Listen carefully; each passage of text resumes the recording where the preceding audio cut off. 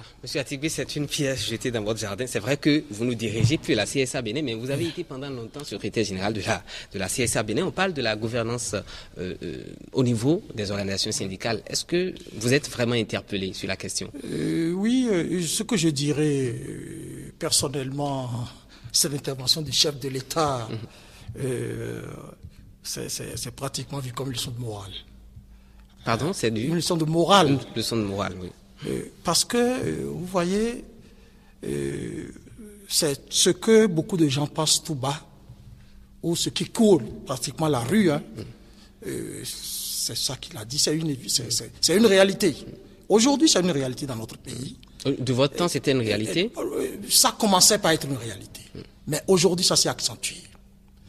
Ça s'est accentué. Vous voyez, la meilleure école de démocratie, c'est au syndicat, de par son fonctionnement, hein, de par la participation. Hein, et quand une direction s'agrippe aux commandes, hein, quand on ne renouvelle pas les instances, oui.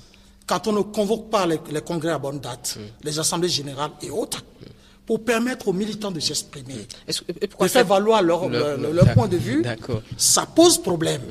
Et aujourd'hui, honnêtement, c'est un mal national que traîne le mouvement syndical. Alors, pourquoi, malheureusement, oui, ça a traversé même nos frontières. Pourquoi subitement, c'est maintenant que cette question est agitée? Est-ce que c'est lié un peu à la tension sociale qu'on observe dans notre pays ici? Écoutez, moi je n'aime pas trop aller sur le terrain politique. Oui. J'ai parlé de tension sociale, j'ai pas parlé de tension politique. C'est une préoccupation oui. que la CSA Bénin, que j'ai dirigée, a toujours exprimée. Et si vous voyez le fonctionnement de la CSA Bénin, par exemple, de 92 ou 91 en 2006, nous en sommes au 5e secrétaire général. Vous êtes un exemple au niveau de la CSA Non, Bénin. ce que dit le chef de l'État, c'est vraiment une réalité. C'est une réalité parce que le problème, il ne s'agit pas qu'une seule centrale soit en règle, ou deux centrales soient en règle. Mais le problème, c'est que quand vous allez sur le terrain de la représentativité, sur la représentativité qui est déterminée par les élections professionnelles, c'est que quand vous êtes, par exemple, déclaré représentatif, vous parlez au nom de tout le monde. Et il se fait malheureusement qu'aujourd'hui, quand on observe très bien, il y a des organisations dites représentatives, mais qui ont... dont les responsables n'ont pas été élus de façon régulière. Il y a un retard de 5 à 6 ans dans le renouvellement des par rapport à la convocation des congrès. D'accord. Hein? Okay. Pour vous en donner une idée, moi je vous le dis, hein, ça a été toujours notre cheval de bataille, par exemple. Je vais plus appeler la CSA Bénin. Nous étions le dernier congrès au cours duquel j'ai passé la main à Lokosso. Ça s'est tenu le 26 novembre 2006. C'est un mandat de 4 ans. Il y a une organisation qui a tenu son dernier congrès le 14 octobre 2000, alors que les tests prévoient que c'est tous les 4 ans. Vous voyez après. Il y a une autre organisation qui a tenu son dernier congrès en juin 2001. 4 ans. Une autre, le 19 décembre 2000. 5 ans. 5 ans. Oui. Non, le mandat à ce niveau est 5 ans. Parce que les syndicats élaborent librement leurs tests. Élisent librement leurs responsables et autres. Donc, il n'y a pas une harmonie, il ne doit pas avoir une harmonie en ce qui concerne, par exemple, les dates. Une autre, il a tenu le 26 septembre 2002 pour un mandat de 4 ans. Une organisation n'a tenu que son congrès constitutif en 1999. Et jusqu'aujourd'hui, il n'y a plus de congrès.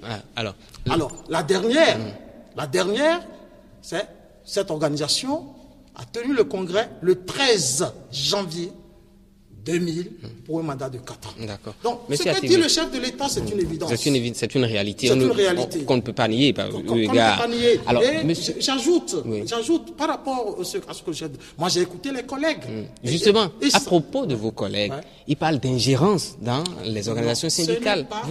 L'article... Et puis, il y a une convention de l'OIT, la convention 87, sur la liberté syndicale et la protection du droit syndical de 1948, qu'ils évoquent souvent et qui parle du libre fonctionnement des organisations représentatives. Ce libre fonctionnement recouvre la libre gestion, à savoir l'autonomie et l'indépendance financière, la protection des biens, l'inviolabilité des locaux et des communications. Tout à fait. Voilà ce qu'ils évoquent pour parler donc d'ingérence du gouvernement dans les organisations, dans le management des organisations syndicales. Il faudrait que l'organisation existe d'abord avant qu'on ne se gère dans ces affaires. Vous êtes d'accord avec moi? Oui. Mais si sur le plan légal, l'organisation n'existe pas, on ne peut pas parler d'ingérence. Alors, cette convention dont vous parlez, en son article 2, est très claire. Les travailleurs et les employeurs, sans distinction d'aucune sorte, ont le droit, sans autorisation préalable, de constituer des organisations de leur choix, ainsi que celui de s'affilier à ces organisations, à la seule condition de se conformer au statut de ces dernières. Ce que dit le chef de l'État par rapport à ce que je viens de dire. Combien d'organisations se conforment à ses propres statuts? Ça, c'est la Convention 87. Parce qu'il faut d'abord lire l'article 2 au moins, avant l'article 3. Et l'article 3 poursuit. Les organisations de travailleurs et d'employeurs ont le droit d'élaborer leurs statuts et règlements administratifs, d'élire librement leurs représentants, d'organiser leur gestion des activités et de formuler leurs programmes. Enfin, dans l'exercice des droits qui leur sont reconnus par la présente convention, les travailleurs, les employés et les organisations respectives sont tenus, à l'instar des autres personnes ou collectivités organisées, de respecter la légalité.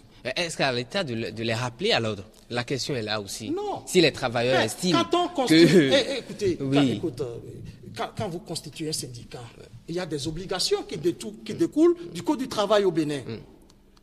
Au nom de ces obligations, c'est que quand vous finissez le congrès, vous êtes tenu de déposer vos tests fondamentaux au greffe du tribunal, au ministère du Travail et au ministère de l'Intérieur. Pourquoi? Cela se fait tout simplement par rapport à la question de la reconnaissance. Du moment où vous déposez, c'est que vous êtes reconnu. Et quand, par exemple, vous prenez le décret qui porte sur l'organisation de différentes formes d'organisation syndicale et critères de représentativité, seules les centrales peuvent parler au nom de l'ensemble de la classe ouvrière, premièrement. Et ces organisations représentatives représentent les travailleurs partout en tout lieu. Par exemple, lors des négociations collectives, négociations qui met face à face le gouvernement et les centrales syndicales. Ça veut dire que le gouvernement négocie avec des centrales qui ne sont plus vraiment dans la légalité.